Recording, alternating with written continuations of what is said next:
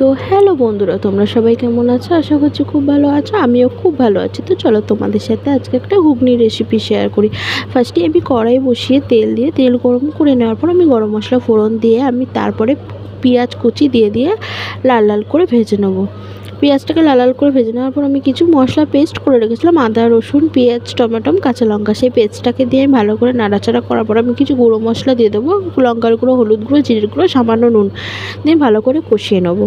কষিয়ে নেওয়ার পর যতক্ষণ না মশলা থেকে তেল ছেড়ে দিচ্ছে ততক্ষণ আমি কিন্তু ভালো করে কষিয়ে নেবো। মশলা থেকে যখন তেল ছেড়ে দেবে আমি আলু আর মটর একসাথে সিদ্ধ করে রেখেছিলাম, সেই আলু আর মটরটা দিয়ে আমি ভালো করে একটু নাড়াচাড়া করে নেওয়ার পর আমি সামান্য জল দিয়ে দেবো। জল দেওয়ার পর আমি ভালো করে ফুটতে দিয়ে দেবো। যখন হয়ে আসবে তখন আমি নামানোর আগে গরম মশলা দিয়ে দেবো। তো বন্ধুরা, তোমাদের যদি আমার এই রেসিপিটা ভালো লাগে তাহলে একটা লাইক কমেন্ট শেয়ার করে দিও। আর তোমরাও কিন্তু লাইক করলে আমার ভিডিও করতে কিন্তু আরও বেশি ভালো লাগবে।